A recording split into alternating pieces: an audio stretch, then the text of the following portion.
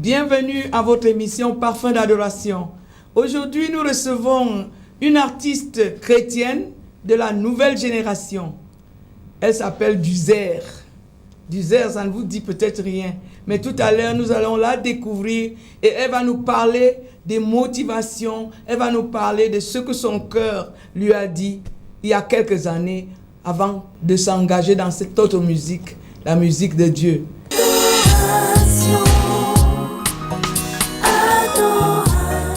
Bienvenue, Duzer. Merci beaucoup, Maman Odile. Je salue tous les téléspectateurs. Alors, d'où vous vient que vous faites de la musique et en plus, pas n'importe quelle musique, vous faites de la musique chrétienne? La musique, pour moi, c'est d'abord un art. Et puis, c'est un amour. Chanter, ça procure beaucoup de joie. Et chanter encore pour Dieu, pour moi, c'est quelque chose de merveilleux parce que déjà, étant enfant de Dieu, c'est une communion avec Dieu.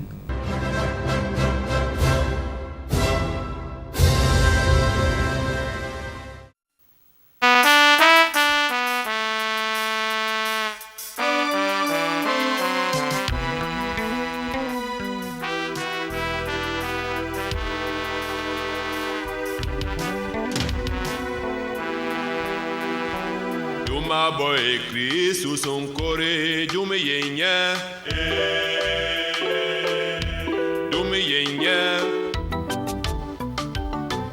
Manan tombe paska atig bivo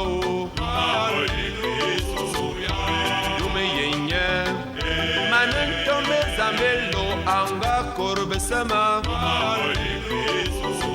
Anga Tunisia Awu bale nyingbe yirnen dumo Dami banu yang Onko kuma bonde nying awu bivo Akala bokono Ave atala abeli tuwe Anga tarawu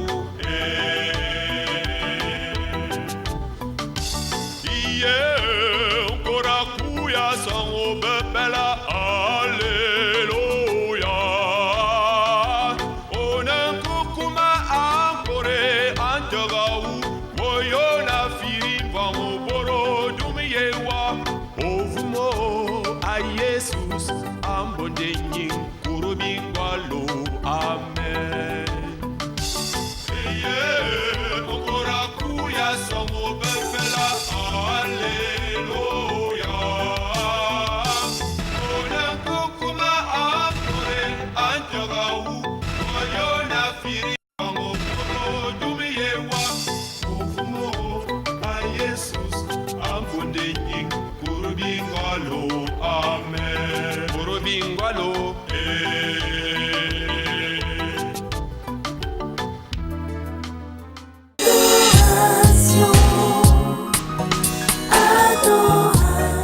Pourquoi avez-vous choisi la musique chrétienne plutôt que la musique mondaine?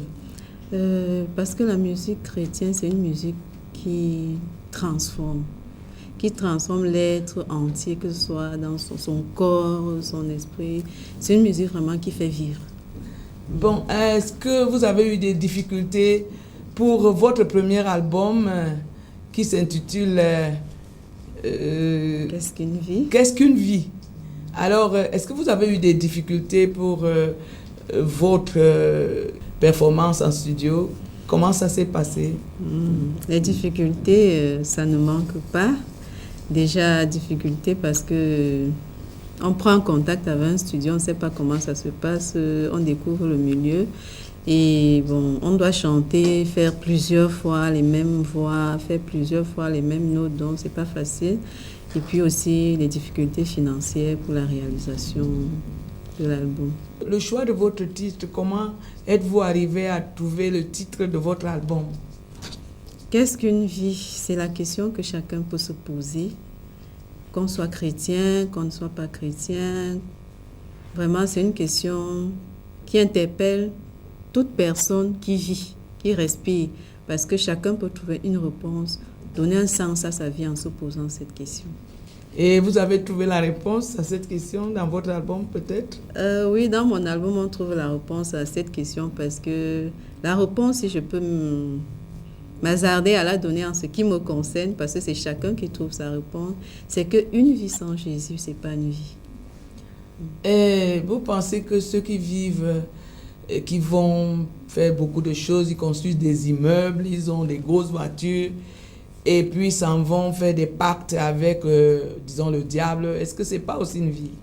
Ça, c'est une vie à leur façon. Mais avec Dieu, ça, c'est pas une vie. Parce que la Bible nous dit dans Proverbe que la bénédiction de l'Éternel n'est pas suivie de chagrin. Qu'est-ce que vous pensez de ça par rapport au titre de votre album? La bénédiction de Dieu n'est pas suivie de chagrin, ça c'est vrai parce que lorsque Dieu nous donne quelque chose, cela nous procure la joie et ça procure la joie également à tous ceux qui l'écoutent parce que ça donne une pulsion de vie et ça revigore en fait. Quelles sont vos attentes?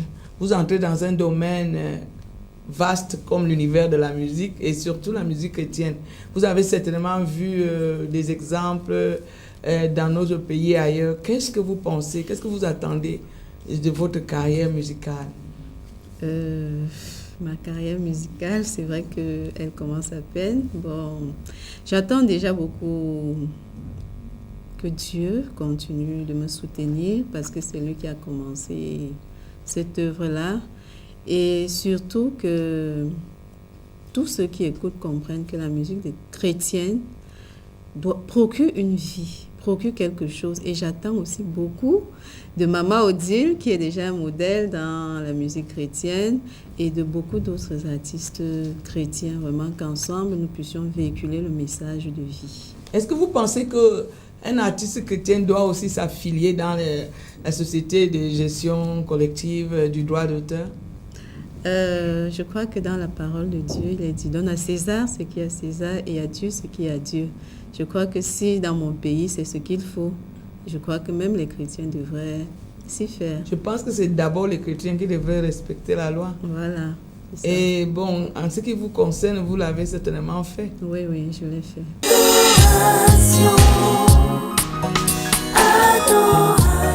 Qu'est-ce que vous pouvez dire à des jeunes qui veulent faire entrer dans ce domaine de la musique chrétienne? Vous avez commencé si bien, vous avez eu une grande dédicace dans un grand hôtel de la ville. Bon, qu'est-ce que vous pouvez conseiller à ceux-là qui nous regardent aujourd'hui, qui sont jeunes comme vous, qui sont femmes et qui voudraient également entrer dans la musique de Dieu? Est-ce que la femme a des problèmes particuliers faisant ce type de musique? Déjà, je peux dire à ceux qui sont jeunes, parce que ce n'est pas déjà facile, vu la société dans laquelle nous vivons, ce n'est pas vraiment facile parce qu'il y a plus de mal que de bien. Et puis, on est tenté d'être attiré par ce qui n'est pas forcément bien. Mais moi, je crois quand même qu'avec un peu de concentration, un peu de volonté et surtout en se disant, pourquoi est-ce que je fais cette musique-là?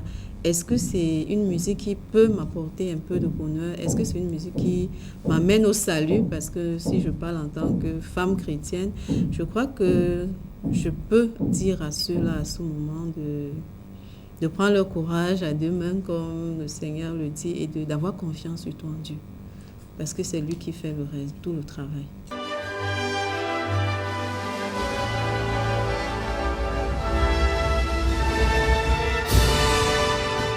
Voyez-vous, notre monde a besoin de transformation. Notre monde a besoin d'un supplément d'âme. Et ce supplément d'âme, c'est l'évangile. Prédication de l'évangile. Voilà donc un évangéliste un jour dans un marché.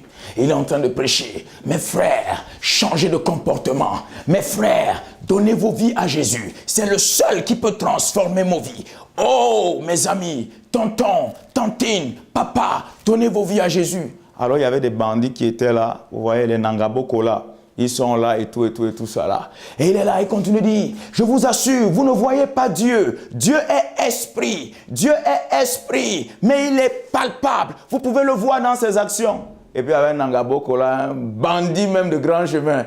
Et il dit, hé, évangéliste là. Ah bon. Mais pourquoi tu viens prêcher ici? Si Dieu est esprit, c'est notre collègue, c'est notre camarade. Le gars ne comprend pas. Il dit, nous-mêmes ici, là, on est esprit. On est esprit. Si tu veux rester là, tu vas voir. Tu vas voir. Attends seulement. Le gars s'est mis de côté. Voilà donc un monsieur qui passe. Bam! Les deux gars foncent sur lui. Un temps de mouvement, on a déjà enlevé son porte-monnaie. Pap! Le gars est parti.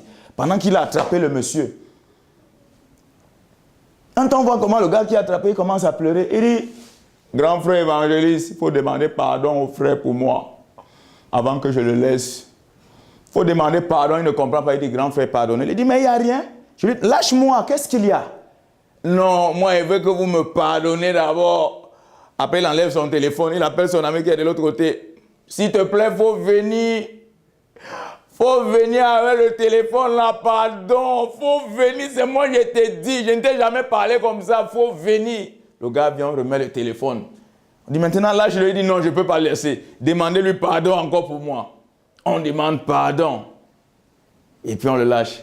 Et je vais vous dire, le monsieur qui l'avait arrêté, c'était un anti-gang. C'était un anti-gang. Donc quand il a mis la main ici, là, pap, c'était le pistolet du type, c'était quelque chose de glacé, c'était le pistolet du type qu'il avait attrapé. Il s'est dit, si je lâche ça et puis je tourne, le gars peut sortir, faire ring sur moi. C'est pourquoi il avait demandé pardon. Mais ce jour-là, il a changé. Il a dit qu'il était esprit, non? Mais ce jour-là, il est devenu un vrai esprit parce qu'il s'est converti. Il s'est donné à Dieu. Ambombo, et soyons vraiment des esprits saints dans un corps saint. Que Dieu nous blesse. Beaucoup de blessures en Jésus. Ciao.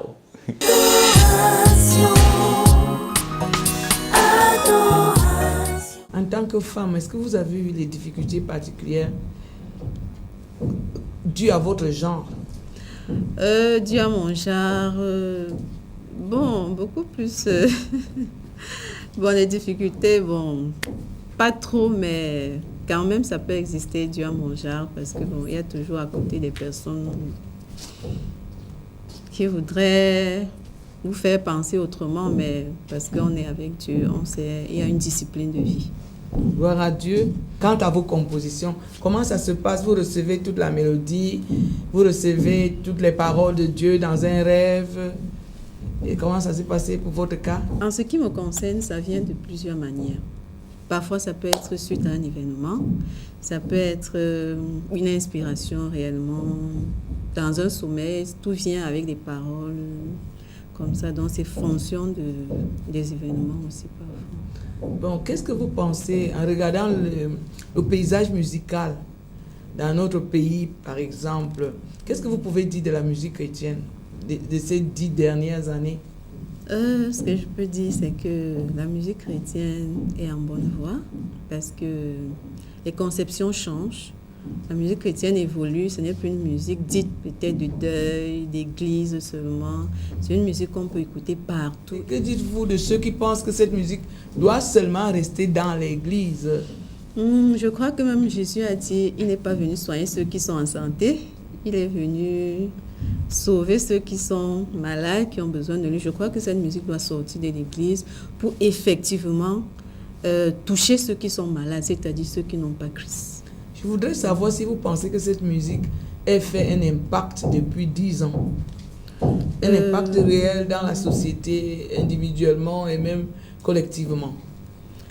Je crois quand même que si un seul écoute et est sauvé, je crois que cette musique a agi en 10 ans. Mais aussi, je crois que les chrétiens devraient faire davantage d'efforts pour véhiculer la musique chrétienne. Quant à la thématique, vous avez commencé, vous chantez Qu'est-ce qu'une vie? Vous avez d'autres titres, Le temps et autres. Les chrétiens se sont bornés à parler de Jésus qui sauve, Jésus qui guérit, Jésus qui nous aime. Est-ce que vous pensez que c'est tout ce qu'un chrétien peut chanter? Non. Un chrétien devrait s'identifier à la société, quoique ne faisant pas comme dans la société, et véhiculer effectivement un message qui peut toucher, un message qui amène celui qui écoute à comprendre que c'est vivant, que ça touche les thèmes sociaux. Peut-être ça peut parler effectivement du temps, comme je parle dans mon album. Ça peut parler je sais pas, de l'amour pour le prochain. Pas forcément un amour tel qu'on l'entend toujours, l'amour pour Dieu. L'amour, c'est vrai, l'amour de Dieu est là, mais il faut véhiculer un message palpable, un message concret qui ramène à Dieu, mais il est d'abord concret parce que nous vivons dans une société concrète. Regardons le clip de Duzer, Mbota Maya Sika. C'est un Bikotsi.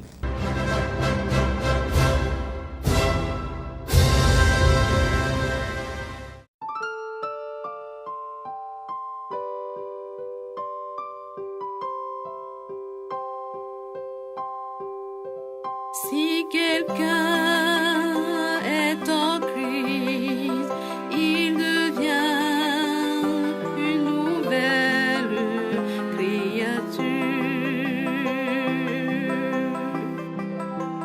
Les choses anciennes sont passées, toutes choses sont devenues nouvelles. Les choses anciennes sont passées, toutes choses sont devenues nouvelles. Viens, viens, viens.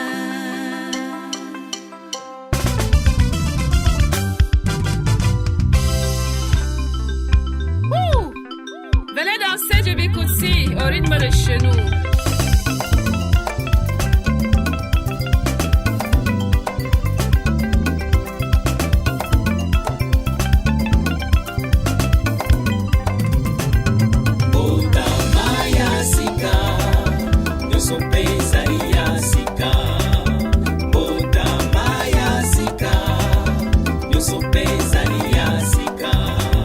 Je suis née de nouveau, toutes choses sont nouvelles.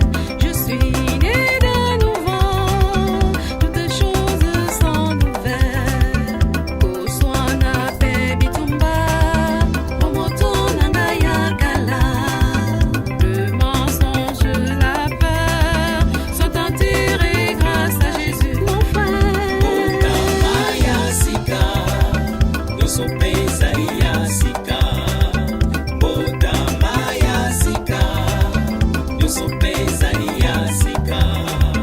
Mawa Bebi Nyokoli, Ezabi Lokoya Kala. La calomnie, le vol sont bannis à jamais de ma vie, mon frère.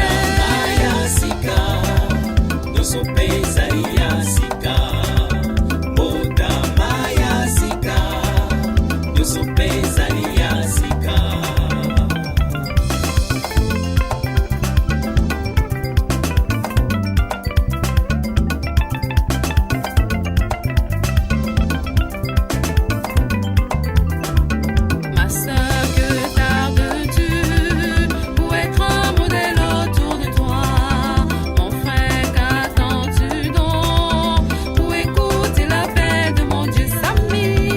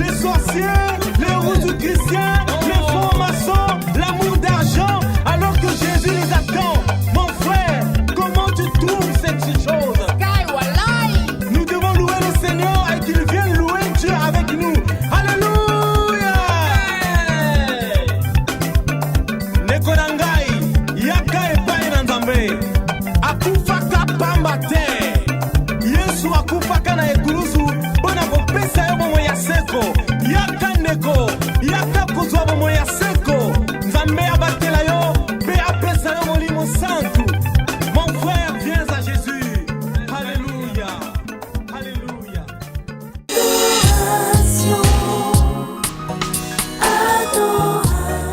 Alors, est-ce qu'un chrétien peut chanter la politique? Bon, là, ça dépend vraiment de chaque personne, parce que là, je ne sais pas si je peux avoir une réponse concrète, mais toujours est-il que la politique fait partie de la société. Un chrétien devrait être dans la société. Que pensez-vous des chrétiens qui sont dans les partis politiques et qui peuvent faire l'apologie de leur parti politique et dire que Dieu est dans leur parti politique? Un chrétien devrait être dans tous les milieux parce qu'il doit véhiculer un message. Par exemple, je prends le cas des clips que vous faites. Quelle est la tenue des danseurs? En fait, la danse, qu'est-ce que vous en pensez même? La musique, c'est d'abord une culture. Ça veut dire que nous devions à chaque type adapter un style d'habillement qui véhicule effectivement la culture que la chanson est en train de traduire.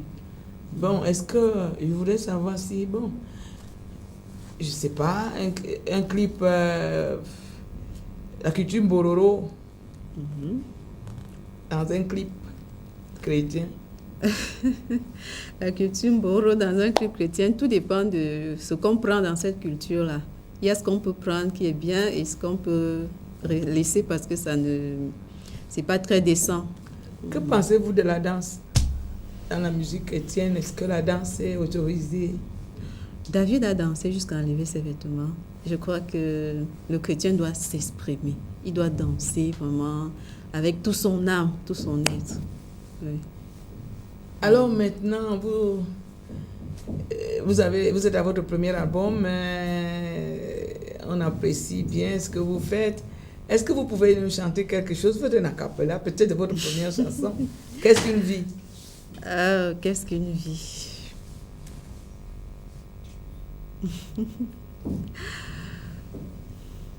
Qu'est-ce qu'une vie dans ce monde plein de haine? Qu'est-ce qu'une vie? Une vie sans le Christ Sauveur. Jésus, mon roi, vive que tu sois sauvé. L'amour de Dieu est infini. Bravo! Alors nous sommes à la fin de notre émission Parfum d'adoration. Nous avons vraiment été bénis d'avoir Duzer, un joli prénom qui est également son nom d'artiste. Et nous disons aux fidèles téléspectateurs, à bientôt et que le Seigneur vous bénisse.